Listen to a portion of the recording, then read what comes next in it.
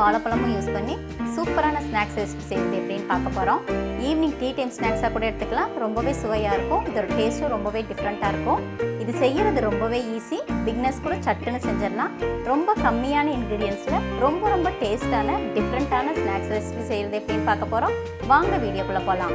அதுக்கு முன்னாடி Y2K சமையலுக்கு நீங்கள் புதுசுன்னா சேனலை சப்ஸ்கிரைப் பண்ணுங்கள். மறக்காமல் பக்கத்தில் இருக்க பெல் ஐக்கனை கிளிக் பண்ணுங்கள்.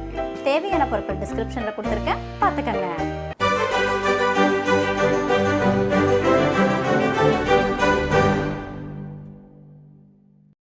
இந்த பனானா ஸ்நாக்ஸ் செய்கிறதுக்கு இன்றைக்கி நான் 2 நேந்திரம் பழம் எடுத்துருக்கிறேன்.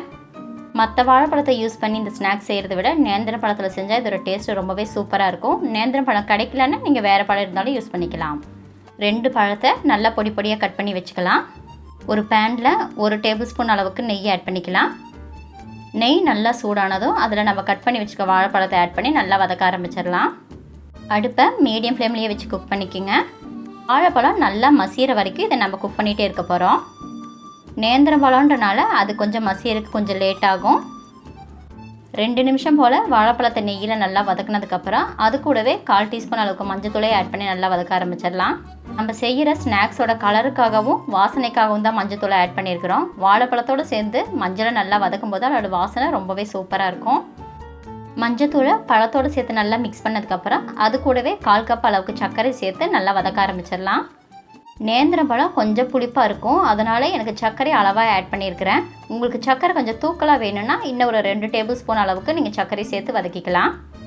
சர்க்கரை சேர்த்து ஒரு 2 நிமிஷம் போல் வதக்கினாலே போதும். பழம் நல்லா மசிய ஆரம்பிச்சிடும். பாருங்கள், நல்லா மசிஞ்சு ஒரு அல்வா ஸ்டேஜில் வந்துருச்சு. இந்த ஸ்டேஜில் ஒரு 2 ஏலக்காய் தட்டி இது கூட சேர்த்துக்கலாம். இந்த மாதிரி நல்லா திக்கான அல்வா ஸ்டேஜ் வந்தோடனே ஏலக்காவை சேர்த்துனதுக்கப்புறம் ஒரு டைம் நல்லா மிக்ஸ் பண்ணி விட்டுட்டு அடுப்பை ஆஃப் பண்ணிடலாம். இந்த ஸ்டேஜுக்கு மேலே நம்ம வாழைப்பழத்தை குக் பண்ண வேண்டியதில்லை. அடுப்பை ஆஃப் பண்ணதுக்கப்புறம் அது கூட 1 கப் அளவுக்கு தேங்காய் துருவலை ஆட் பண்ணியிருக்கிறேன். நான் ஆட் பண்ணியிருக்க தேங்காய் துருவல் வந்து நல்லா முத்தின தேங்காய் துருவல். இதை ஆட் பண்ணால் தான் அதோட டேஸ்ட்டு நல்லாயிருக்கும். அது கூடவே 5 ஸ்லைஸ் ப்ரெட்டை மிக்சியில் போட்டு நல்லா பவுட்ரு பண்ணி இது கூட ஆட் பண்ணியிருக்கிறேன்.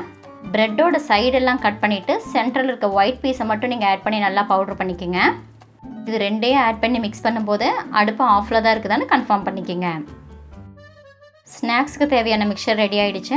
இப்போ இதை ரூம் டெம்பரேச்சரில் ஒரு 5 நிமிஷம் போல் அப்படியே ஆற வச்சிடலாம். ஆறுனதுக்கப்புறம் கையில் கொஞ்சம் ஆயில் அப்ளை பண்ணிவிட்டு ஒரு சப்பாத்தி மாவு மாதிரி இதை நல்லா நம்ம பிணைஞ்சு எடுத்துக்கலாம்.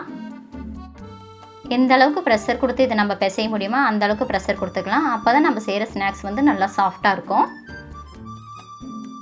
இப்போ இதை சின்ன உருண்டையாக உருட்டி எடுத்துக்கலாம். மீடியம் சைஸ் உருண்டையாக நான் உருட்டி எடுத்துருக்கிறேன். ஏன்னா இதை நம்ம குழி பணியார கல்லில் போட்டு திருப்பியும் ஃப்ரை பண்ண போகிறோம். அதனால் பணியார கல்லோட சைஸுக்கு தகுந்த மாதிரி இந்த உருண்டையை நான் எடுத்துருக்கிறேன்.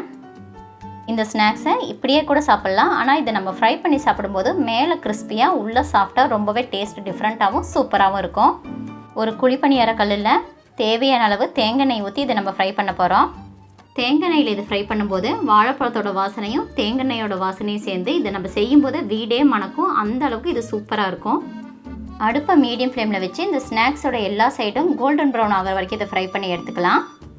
பனியார கல்லுக்கு பதிலாக நீங்கள் ஃப்ரை பேனை யூஸ் பண்ணி கூட இதை நீங்கள் ஃப்ரை பண்ணி எடுத்துக்கலாம்.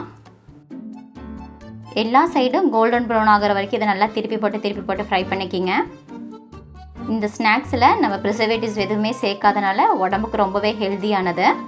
குழந்தைங்களுக்கு அவங்களோட ஸ்கின்னு நல்லா க்ளோ ஆகிறதுக்கு நேந்திரம் பழம் யூஸ் ஆகும். இது ஒரு டிஃப்ரெண்ட்டான ஸ்வீட் ரெசிபி தான். பட் இது நீங்கள் ஈவினிங் டைமில் டீயோடு சேர்த்து சாப்பிடும்போது இதோட டேஸ்ட்டு ரொம்பவே டிஃப்ரெண்ட்டாக இருக்கும். எல்லாருக்கும் ரொம்பவே பிடிக்கும். ஸ்நாக்ஸோட சூடு ஆறுனதுக்கப்புறம் ஒரு ஏர்டைட் கண்டெய்னர் இதை போட்டு யூஸ் பண்ணினீங்கன்னா ஒரு 15 டேஸ் ஆனாலுமே இது ஸ்பாயில் ஆகாது.